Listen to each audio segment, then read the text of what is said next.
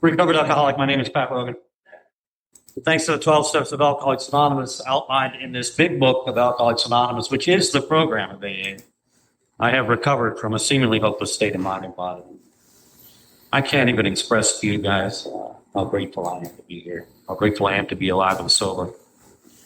AA didn't just save my life, but it gave me a new life. And this life is worth living, I'll tell you. This always happens. I'm on steps 8 and 9, and there's always new people sitting in the room, and they introduce themselves, and I go, I don't want to do it anymore. I want to do 1 and 2. And so I'm telling you right now that if you're new and you're sitting in this room, don't start here. Really?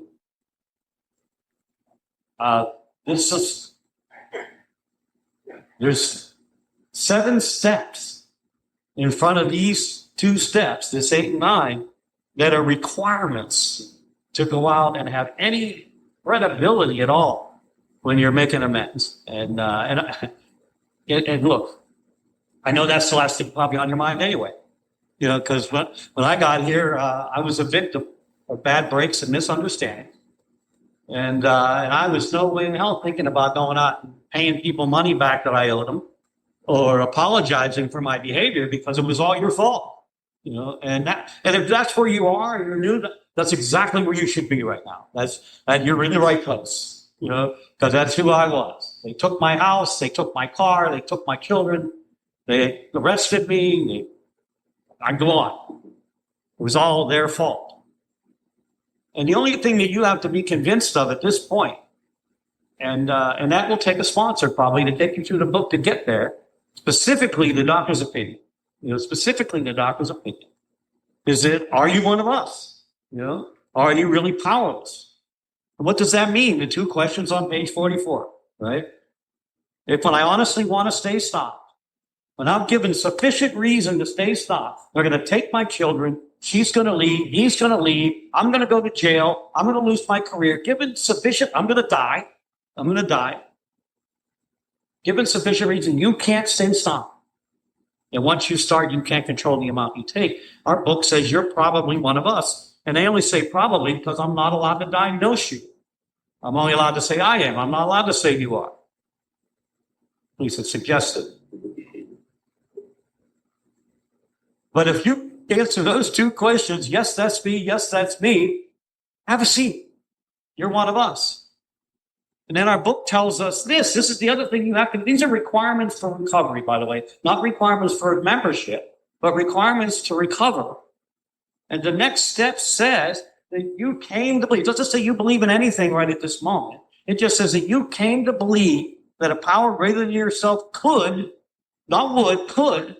That means conditions have to be met. That means there's specific, precise, exact, clear-cut things you got to do, could restore you to sanity. And sanity means being restored to being able to see the truth before you pick up that first drink or that first hit or that first line or that first bag, whatever your drug of choice is.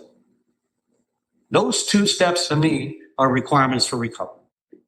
As a matter of fact, when I get to the 3rd step, and anybody I'm sponsoring, we stop right there. Are you convinced? The ABCs, the telephone, being convinced, right after they list the ABCs, so being convinced. Are you convinced of the ABCs? Are you convinced of the first 2 steps? And if you're not, we're done. We're done. Call me when you're convinced. Or let's reread the doctor's opinion again. Maybe you missed something. I don't know. Possible. That's where the light came on for me. Did anybody else get their life described in that 1 paragraph of the doctor's opinion? Right? Restless, irritable, and discontent. Right? Tormented, anxious, anxiety-ridden. Right? And then that ease and comfort that comes at once from whatever your drug of choice is. And then, boom, off to the races. Right? And then we come out what? I am so sorry. I am so honey, listen, never again. Your Honor, that was the last. I mean it this time. I'm serious this time. Right? I know I've said it before. I swore on my mother in front of a judge, and I was drunk before I got home. Can anybody identify with that? Right? If you were under the pressure I was under, right? You get a court date, you had to get an attorney, the car was impounded. You'd understand. I'm just going to have a couple people. At my sponsor, dinging the freaking David, where are you?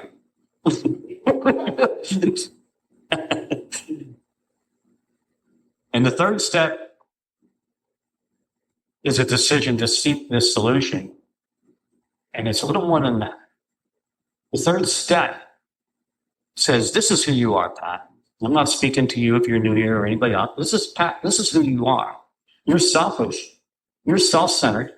You're driven by 100 forms of fear, self-delusion, self-pity. And you step on the toes of everybody around you and they retaliate. And then it says that you are an extreme, I am an extreme example of self-will run riot. And I love the next line, but I usually don't think so. That's a tough pill to swallow. If you're new, that's a tough pill to swallow. And the fourth step is, and I got this from Jim B, because I didn't think that was me. I thought I was a giver. I thought I was the victim here. No, I'm not. I'm not self-centered. Well, find out if it's true. Do a fourth step and see if they're right. Isn't that what the fourth step is? Right? Searching and fearless moral inventory. Fact-finding, fact-facing. Let's see the truth. Let's find the truth.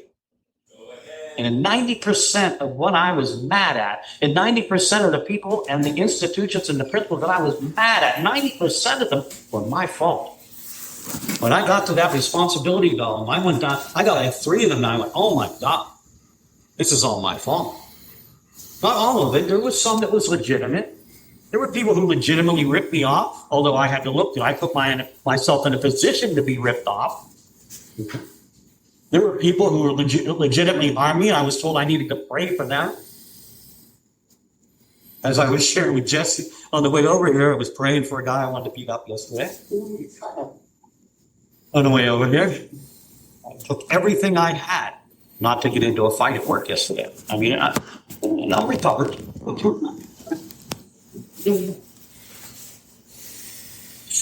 As humanly possible. Yeah.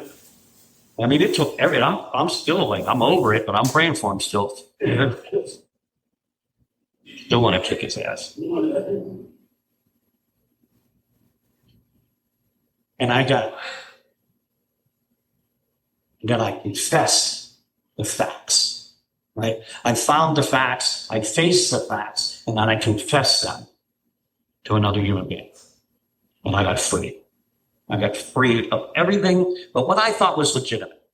And with those ones, I was praying for those people, whether I meant it or not, by the way. Not all of it I meant. I think I shared with you guys, I started out praying for my ex-wife would give her exactly what she deserves, and God, whatever that is, But I legitimately let go of most of it. I got free. Confession frees the confessor. As we're going to find out, forgiveness frees the forgiver. You should probably shut the notifications off on this show. You there? Hi, everybody. There's a lot of people here. Hey, lady. So then we get to, thank you, David. Because I'm getting your text here. Hit me. Appreciate that.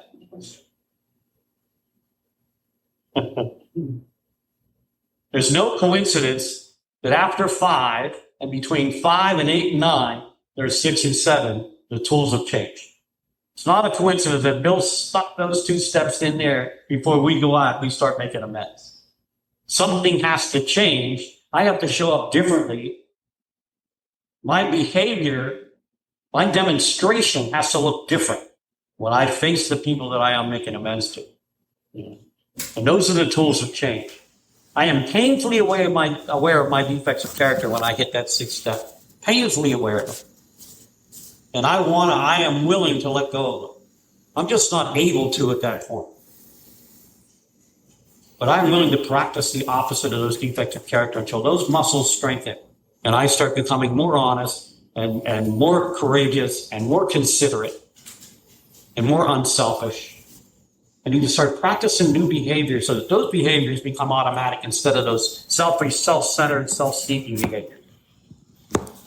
The thing is I'm powerless over those instinctual drives. I'm powerless over you wanting to like and accept me. I'm powerless over the material. I'm powerless over the emotional security, and I'm powerless over the sex instinct. And without God's help, I cannot overcome any of it. I shared it last week. I look at step 6 and 7 like steps 1 and 2 on defects of character. I'm absolutely powerless over my defects of character, and only God can help me remove them. And it's a lifetime of practice. Trust me. It's about getting better. It's as Paul says, it's like successful living requires daily dying. It's like killing off that old self a little bit each day and creating this new self, becoming this new self. And when I fall short, we're going to have a step that's going to be able to get me back on the road in step 10. I think, in my opinion, that's why 6 and 7 isn't as big. It goes from 6 lines in step 6 to 6 pages in the 12 and 12. Goes from 7 lines in step 7 to 7 pages in the 12 and 12. He does 13 pages what he does for 13 sentences, 13 lines in the big book. So he has a little bit more knowledge when he gets 13 years later when he's writing the 12 and 12. But I know he thought, and I believe this, that the reason why he didn't spend that much time on it was he knew this was a lifetime process. When we get to step 10 and 11, that's when we're going to address 6 and 7 on a moment-to-moment basis. And then at night, I'm going to see how well did I do. How well did I do today? And I get to make those corrections instantly when I fall short, because I'm going to fall short. I shared last week one of my favorite paragraphs, and how it works is, suppose we fall short of the chosen ideal and stumble. We are going to fall short of the chosen ideal and stumble. Am I going to get dropped? Not necessarily. If I recognize it and I ask God to take me to better things and ask him for help to overcome that defect or that shortcoming, surely I'm going to get back on the path. But if I continue behavior that is against spiritual principles, knowing that it's wrong, he says we are surely going to get drunk. These are facts out of our experience. Hypocrites get drunk. That's the whole thing about AA. It's self-cleaning.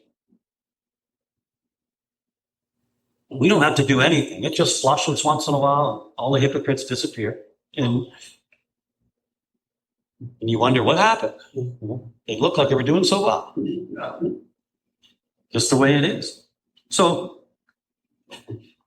step 8 is the shortest step in the book, really, right? We have a list of all the people we harm. We made it step 4. That's it. That's step 8 in the big book. It's pretty much it. It says we made it to step 4. And in a sense, we did, because we made a list of people that we were resentful to, people, institution, friends we were resentful at. And we look at that list and we see, did we harm anybody that's on that list that doesn't show up on a harms list? We look at our fears. Did we harm anybody on that list? And we have those people there. We have a list of relationship harms. Who did we hurt in pursuit of sex in relationships? And other harms. We have a list that lists other financial harms, shoplifting, breaking and entering, hit and runs. None of you guys have any of that, do you? No. That kind of stuff. But we take it a little bit further. We actually created a form for the 8th step, and we look at that resentment sheet, and if that name doesn't show up on a harm sheet later on, we put that name on the first column of our 8th step list. We take our fear sheet, we look at that. If there's any names, institutions, or principles on there that we owe an amends to, we put those in. They don't show up later. We put them on there. We put everybody on the sex inventory on there, and we put everybody on the other harms inventory on that. And then we go into a set column, and what did I do? What did I do? I hurt such and so. I hurt this institution. What did I do? And then we added a column. What was the harm? It's different than what I did. Very different than what I did. I always use my mother as an example. What did I do to hurt my mother? I stole her money. I was a ninja in the middle of the night, crawling into my mother's bedroom. That poor woman was working nights to support us, waitressing, and she had a purse full of tips. So I used to crawl in there like a ninja, and I'd steal her money. That's what I did. Am I going to apologize for stealing her money? That wasn't the harm. The harm was that my mother had to hide her money from her own son. My mother couldn't trust. If she heard I was coming over, she hid her jewelry and her money in her purse. My mother couldn't pay her bills because I had stole her money. There's a woman trying to raise 4 kids on her own. Never occurred to me. Big difference between what I did and what the harm was. And that goes for a lot of instances. I'll probably share some of them along the road here where I hurt somebody. I did something to hurt them, but the snowball effect hurting their family, creating fear in their family. People who were afraid to leave the house because of some of the damage I did in what I considered retribution. And then we asked, what is the plan for the amends? I want to see it right. What are you going to do to make this right? And last column we put, is this something I can do now? Is this something I can do later? Or is this something I can't do? We don't use the word won't. It doesn't exist here. Because we're on different footing now. We're a different person now. God is in charge now. Did you notice the amen after step 7? Right? There's not a 6 and step 3 and step 7 are like the same prayer, just different word. The only difference is there's no amen after 3. There's one after 7. Why? Because we've changed. Amen. Traveler has changed. Amen. I'm different now. And that's why I can go out and make amends. That's why Bill stuck those in there. That's why we need, by the way, if you're new, that's why we need those 8 steps in there before we go to 9. Because you're a different person when you get there. God is directing your life now. If you follow the precise, specific, clear-cut, exact directions in this program, that transformation will take place. My life has been transformed by the time I get to 8 and 9. Now, I'm not where I want to be, but I'm sure as hell not where I was. I'm not that person that walked in here. I know the truth now. I know the truth. I can see the truth. I am not a victim anymore. I am the perpetrator. In 99% of the cases, I am the perpetrator. And the step 9 is pretty specific, right? Tells us what kind of amends we're going to make. We're going to make direct amends wherever possible. Not whenever possible, by the way. Wherever possible.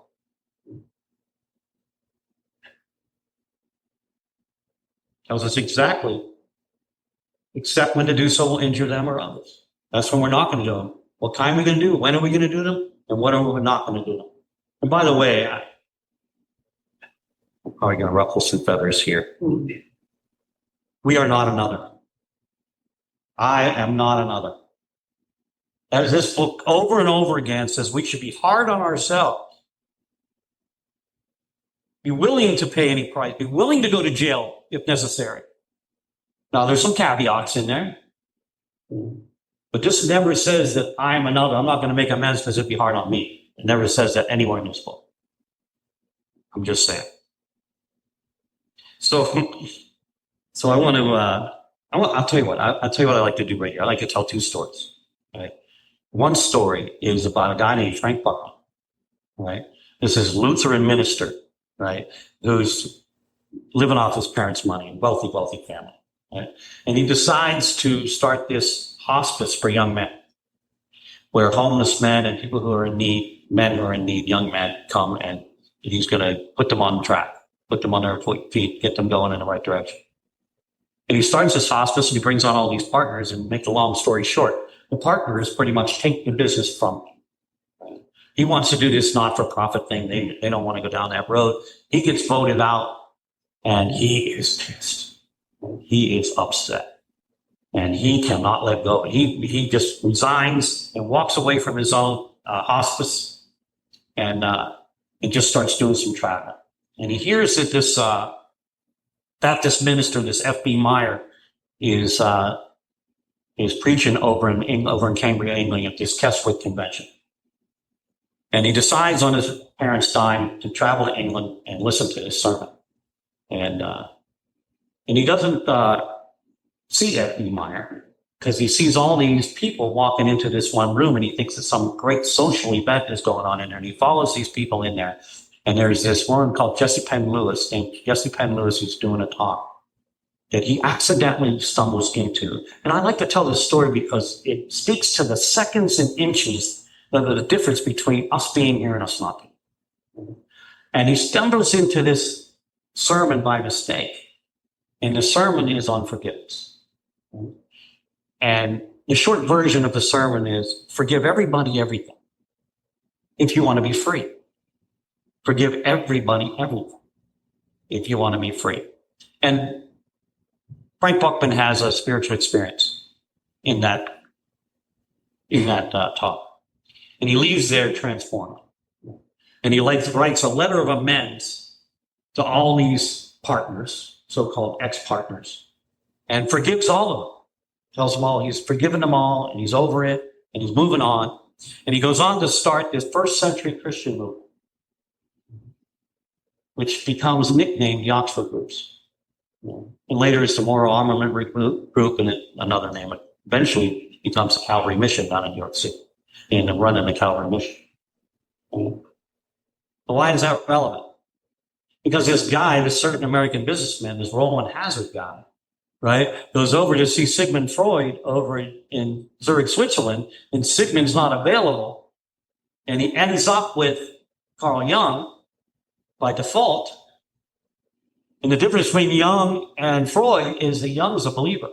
He's had a spiritual experience with William James up in Massachusetts. Over his desk, it says God is present, invoked or not. And Roland Hazard goes over there. They say he spent a year. We don't know whether that timeline is correct or not, but he spent a good amount of time. He goes there and he leaves that office thinking, I know myself so well now that it'd be unthinkable to be picking up a drink. And he's drunk before he gets to the ship. He stops in Paris to see a friend of his, and the guy asks him the wrong question. Would you like a drink? Yeah. Why? Yeah. And he's back again, drunk. And I love this. I love Jung. He says, I misdiagnosed you. I thought you had mental issues. It's way worse. You're an alcoholic, and I've never seen an alcoholic of your type recover. And he gets the first step. He says that's the gates of hell closed on him right there, right? He takes the first step. Are there no exceptions? Yeah, here and there, once in a while, I've seen these people have these spiritual experiences. And I love this. My favorite definition of this transformation that takes place here. Ideas, emotions, and attitudes that were once the guiding forces of these men and women are revolutionized, replaced by a whole new set of concepts.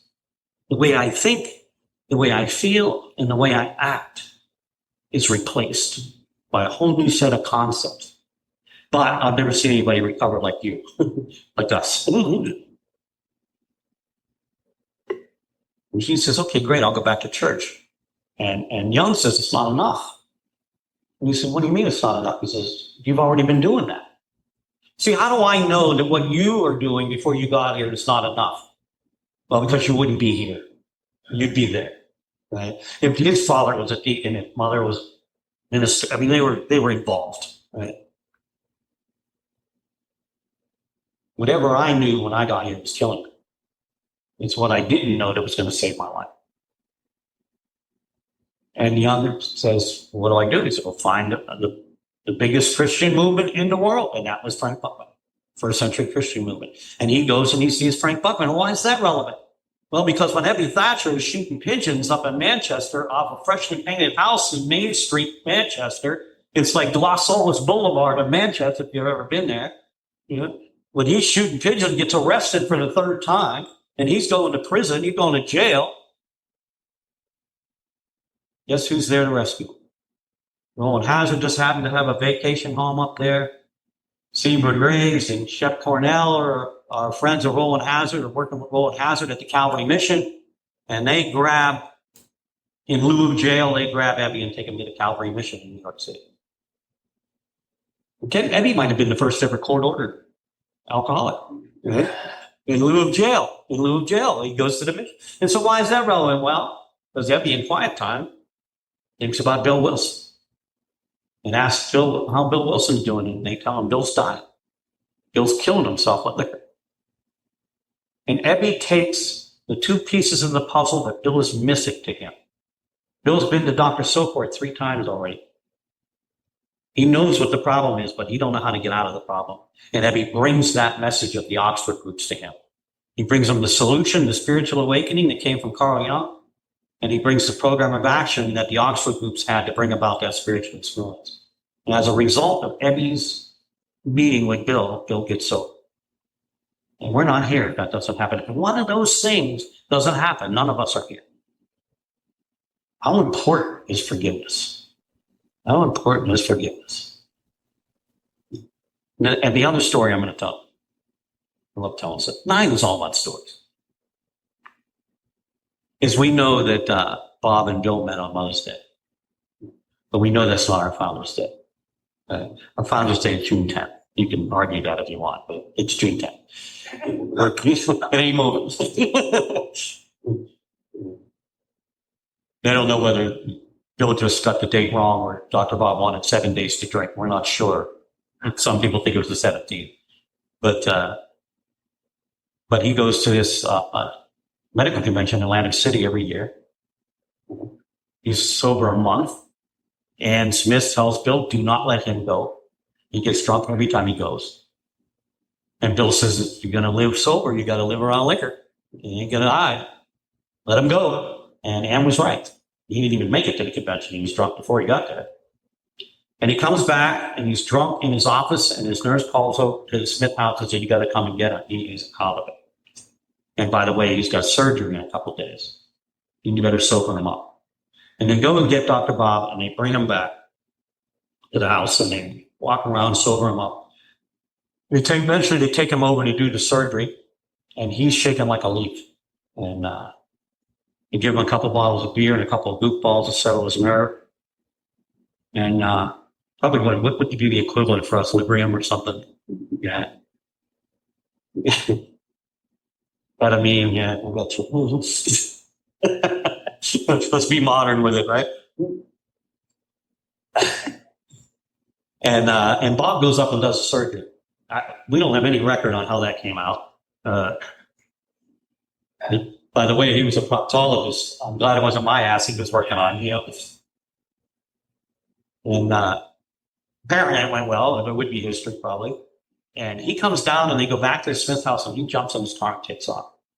And they assume that the couple of beers and the goop balls he took triggered the allergy. But that's not what he was doing. The one thing that Bob insisted he could not do was make amends to the people he had harmed, especially in his profession. He thought whatever little practice he had left would be gone if he went out and told people he had been practicing his field under the influence of alcohol and drugs. But he realized he couldn't stay sober unless he did it. How important is this step? That our co-founder had to go door to door that night and make amends and apologize to all the people that he thought he had harmed, as many people as he could anyway at that point. And they thought he was going out and getting drunk, and he came back, and now that becomes our Founders Day. That was his sober day, and he stayed sober up until his death in 1950. I think that illustrates how important the amends process is. And by the way, it also illustrates how willing I am to do this now, having had this transformation as a result of the first 7 steps. Because I would have never been willing to give you a dime. I would have lived with that. And now I realize I don't want those clouds over my head anymore. I don't want that conflict. Even if it's just with myself. Forget about the conflict with you. Yeah, that's the easy one. I'll eliminate the conflict with you, the face-to-face conflicts, but it's the internal conflicts, the ones that only God knows. Whatever you think that is, if you're new here. We don't define it. You get to define it. It's an invisible force that haunts me when I don't do the right thing. And that's really what it is. It's a haunting. It's called the conscience. It's called the soul. That part of you that knows that it knows. Regardless of what you see, I know. I love it. I think it's Oswald Chambers who talks about, you know me by reputation. God knows me in the dark. I love that line. And that kind of keeps me somewhat on track, not completely. I'm still broken. It kind of keeps you somewhat on track. All right. I should talk about the ninth step. There's 3 rules. Actually 4, but 1 attitude. And that is, hold on.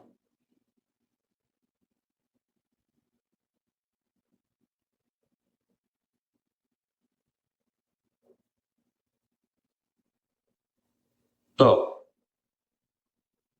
here's the attitude. That's not it.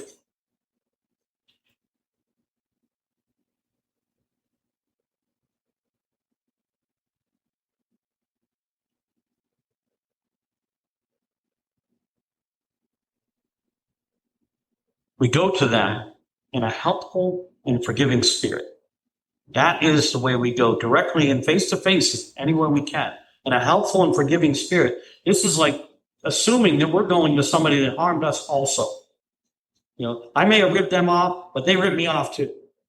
Or they didn't do this, so I did that. It was revenge, right, for what they did. It's telling us you got to lay that aside. Right? Put aside anything that I have against them. This is about cleaning up my side of the street, not theirs.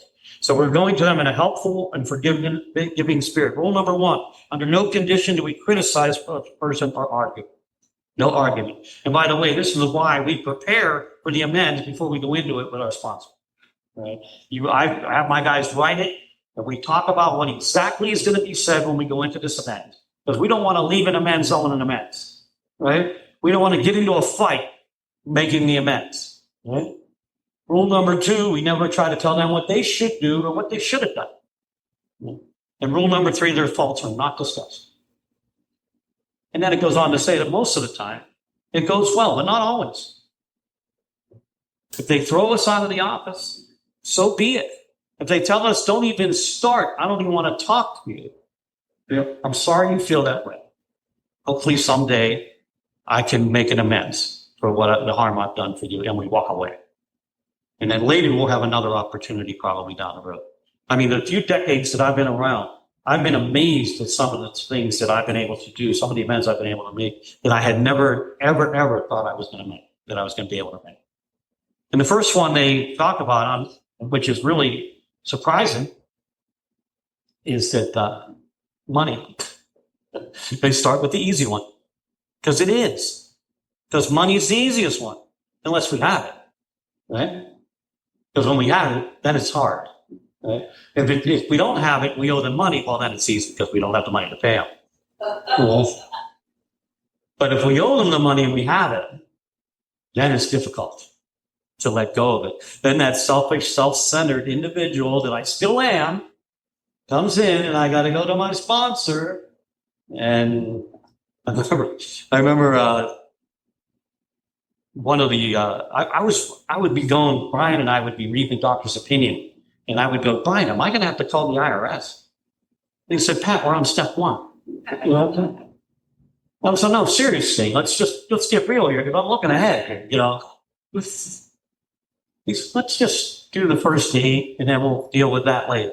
Well, I said, yeah, sure. So I didn't have to call them, by the way, they called me. I got sober in March. Funny story. I got sober in March. April, taxes are due, right? I filed the first tax return that I can ever remember, right? Not the first one I ever filed, but the first one that I ever remember what I signed, because I don't know what the other. I used to tell the guy how much money I had, just figure it out, and I usually got money back, So he files my taxes, and they must have looked different than the other years, so they decided to audit me. And I did like Bill said, I didn't show up alone because I did not think I was capable of honesty in front of the IRS. I knew I wasn't. And I brought an accountant with me. I brought Mr. C with me, and I got there and I told him, look, I got sober in March. I don't know what's on any of those returns. I know it's on the one that I just gave you guys. You and Mr. C discuss it. And you guys figure out what I owe. I gotta go. And I left, And they went back, and 1 year, and I owed them $800 and some penalties, and I paid them, and And the accountant, and the next meeting I got to them and they said, hey, stay the course, just keep doing what you're doing. And they stopped. He didn't go any further back. Now, the funny thing is, the next year, because I was a contractor, and I had to learn about making estimate payments and stuff like that, like paying quarterlies and that kind of stuff, where you owe a big number at the end of the year when you do legitimate tax returns. So I had been like stashing money, thinking I'd owe some money at the end of the year. And my accountant does my taxes, and he hands me, I owed him $8,700 at the end of the year. I had $9,000. I didn't want to let go of that $9,000. I remember Bud Reichard. Do you remember Bud Reichard? You the Boca Boys guys remember Bud Reichard. He's an ornery old guy. And I'm sharing in the meeting. I can't believe they want $8,000. And Bud says, do you have the money? I said, yeah, but he said, then what's the problem?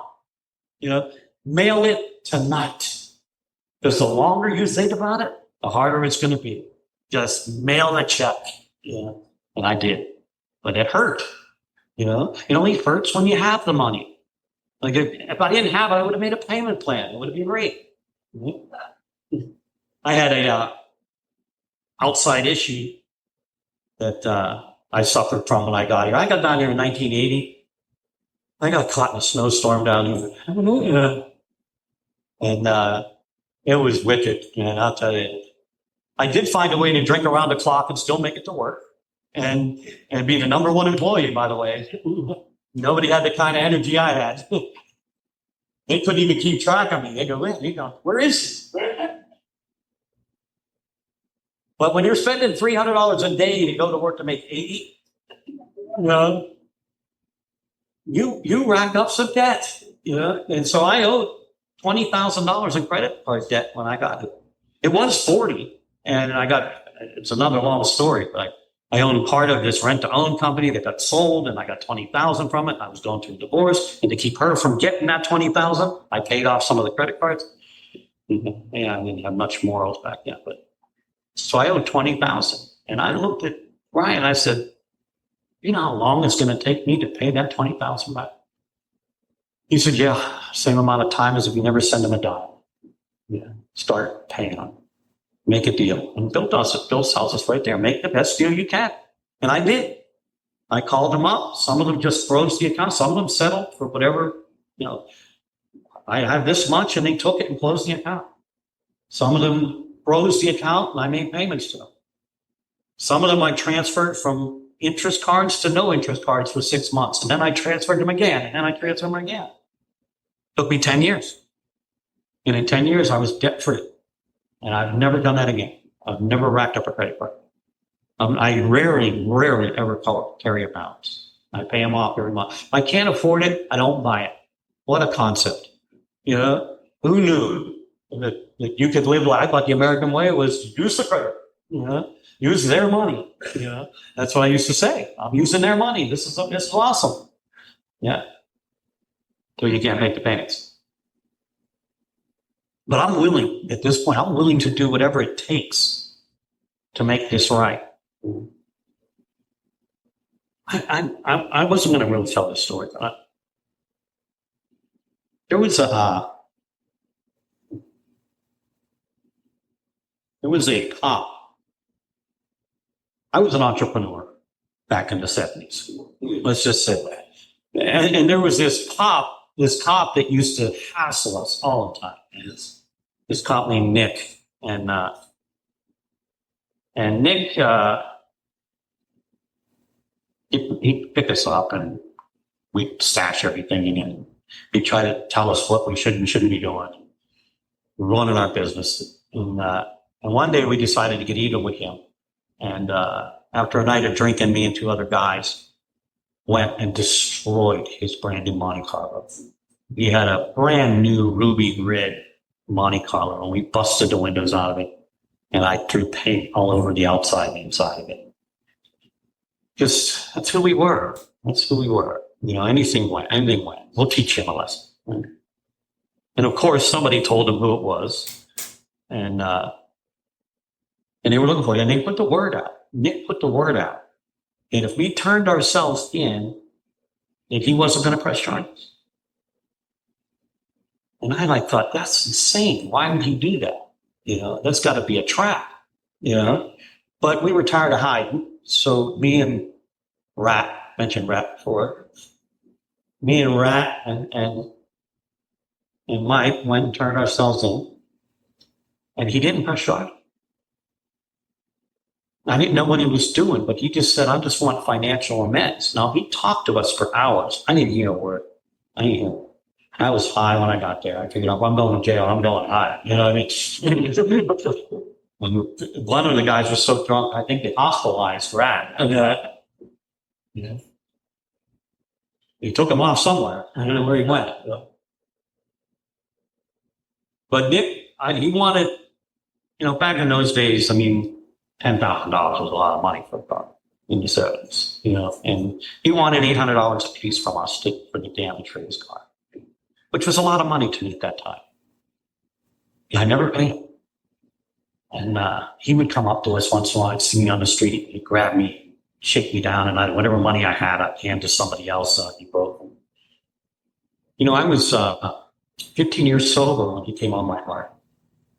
And I had never put him on my list. On my arms list. I don't know where it went, how it just escaped me, but I'm doing this talk like I am now at an halfway house in Pompano, and he comes on my heart. And I go, oh my God, I never made amends to this guy.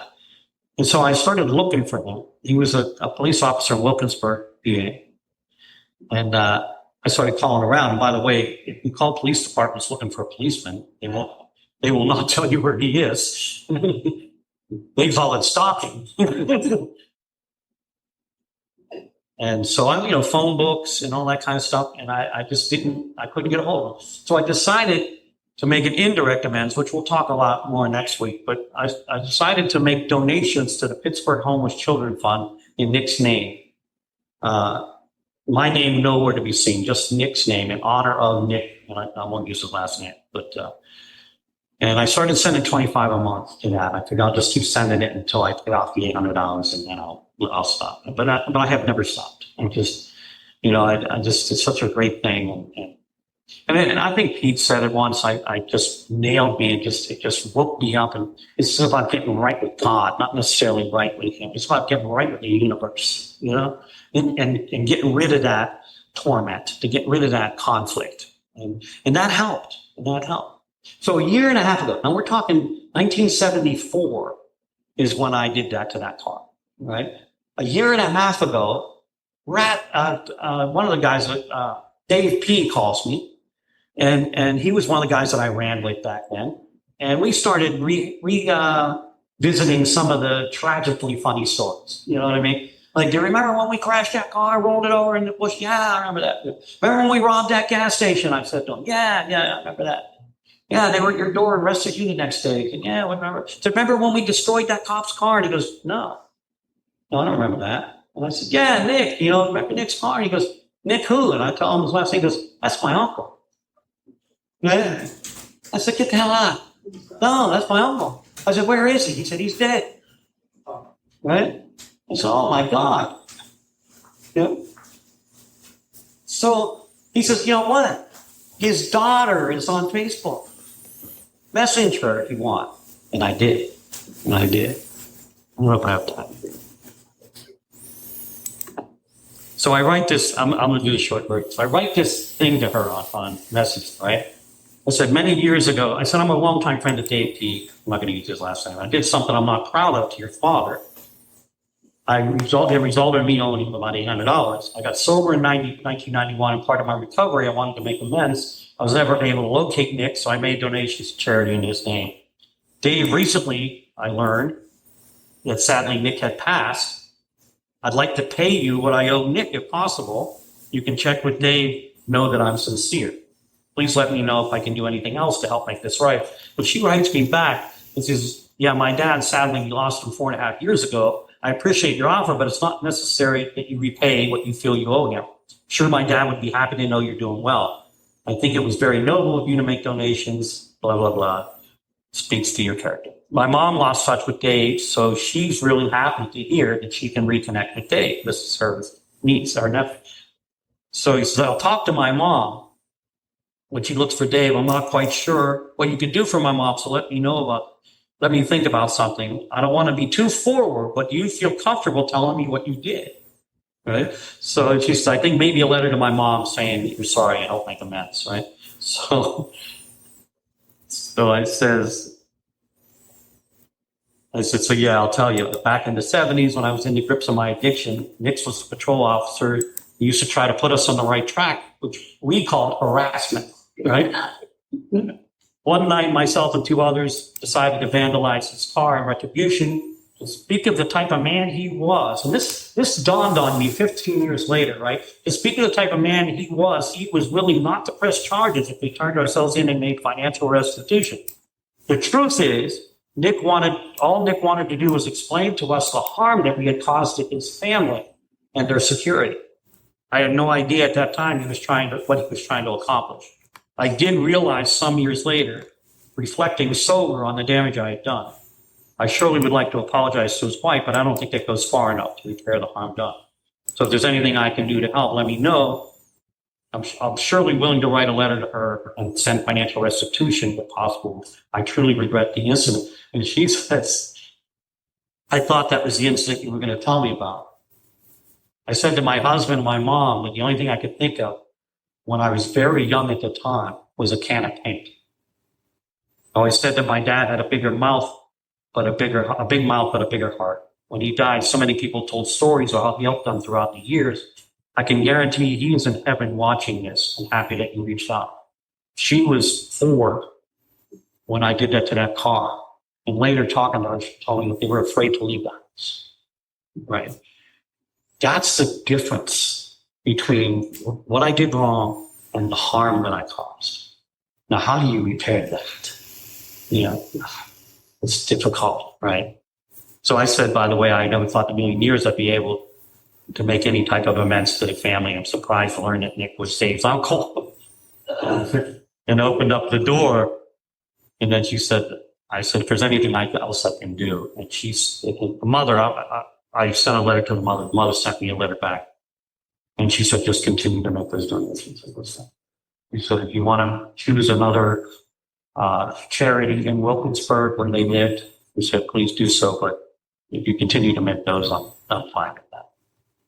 But it just goes to show you that when God's in charge, that anything is possible. I recently just talked to my very first ever girlfriend, who I introduced to jails and institutions as a 17-year-old. And most of the women that I dated never talked to me ever again, including my ex-wives.